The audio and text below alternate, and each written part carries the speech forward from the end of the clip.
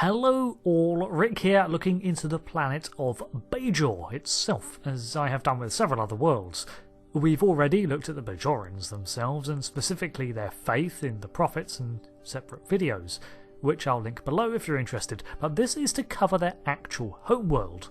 The BAJOR system sits at the far edge of Federation space in the Alpha Quadrant, and marks one of their most far-flung allies, whether or not it joined the UFP. The planet is a verdant M-class world with a wealth of minerals, rich soils and much flora and fauna.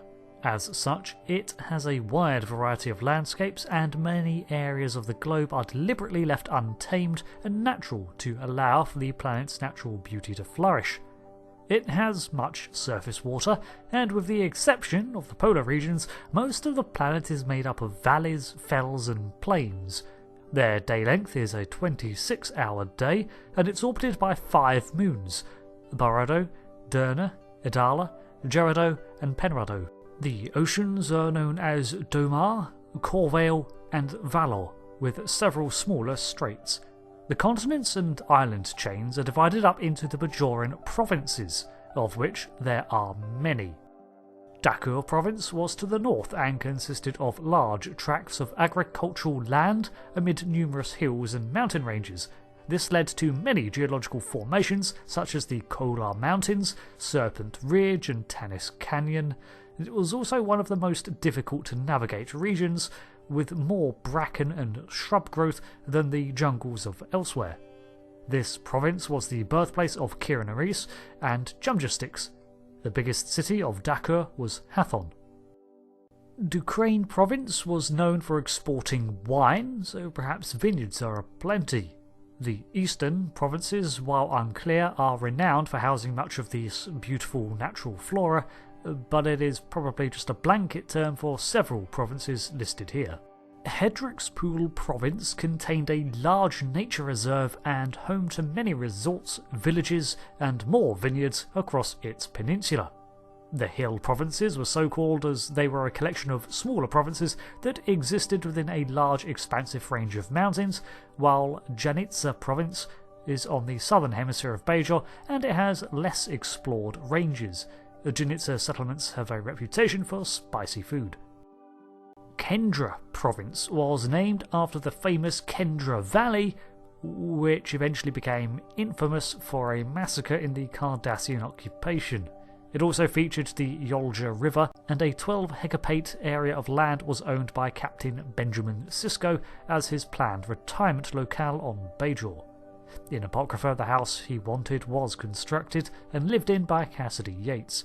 Kendra can be influenced by tectonic activity and does suffer the occasional earthquake, but the soil is very rich and ideal for growing kava, which I think is flavouring and used a lot in Raktajino. Lothar Province was home to not only agricultural sites but also several mines, while Lonar Province borders the Trekcore Province. Musila was home to the Holana River and a preferred getaway for Kira, where she loaned a friend's 200-year-old cottage, but the province's namesake city was home to the provisional government. Rakantha Province was yet another rich agricultural site, at least before the Cardassian Occupation. It seems to be the one that was hit hardest when the Cardassians poisoned the soil, as much of its growth wilted into a barren and unnatural wasteland. It was this province that was the focus of engineers developing the soil reclamators that would go on to be used planet-wide in an attempt to filter out the toxins sown there. The difficulties for this province did not end here, however, as flooding in 2374 went on to destroy 2/3 of their wheat harvest. Its exports used to be Boton, Moreka and Salam grass. Tozat housed a Cardassian settlement and a resettlement centre for orphans of both Bajoran and Cardassian descent. The sites were neglected after the flight of the Cardassians for a time, and its major town was called Jokat. Additionally, this is one province that had a memorial on Cardassia for one of the many incidents their military conducted during the withdrawal, as a sobering reminder of all that they had done to the planet. There was also the province of Wintaramas, and many others which are not named in the show. Within all of these provinces were cities, villages and other settlements which again are often not mentioned as belonging to a specific province. Herat was a site of grand and ancient aqueducts. Ilvia housed both medical centres and museums of Bajoran culture, while Jalander City had frequent events such as concerts at its world-renowned forum.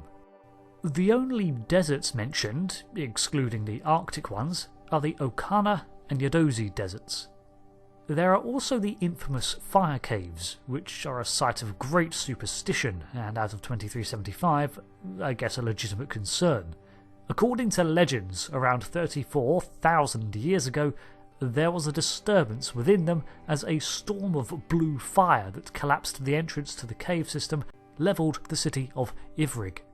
Mythology states that this was the imprisonment of the pah-wraiths by the prophets, and it may have been true, as there certainly does seem to be a strong presence of these non-corporeal demons of Bajoran folklore.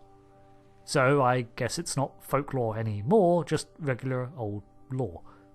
I also find it funny that the Cardassians used to mock the Bajorans for their fear of the fire caves, but did they ever go there themselves? No.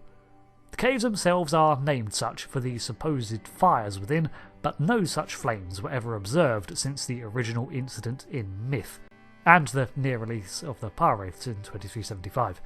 Since then, the caves have been silent once more. For the majority of their history, the planets and populace seemed to take things at a slow pace, but were well ahead of humans when it came to exploration, with the solar sail ship already allowing for the manned exploration of their solar system in what would have been Earth's 16th century. The true recorded history began around 5,000 years ago with the highly developed science and a spiritual philosophy which had been influenced by the prophets for at least 30,000 years. Their earliest cities were constructed in places of perceived cosmological significance, where a Bantaka spire was constructed as a marker to designate the location and a city was built up around them. Modern Bajoran cities are built around the landscape and generally spread out with a large footprint. However, this maintains the amount of wild growth between structures, creating an interweaving of nature and mortar, in much the same way as a country village is sort of spread apart.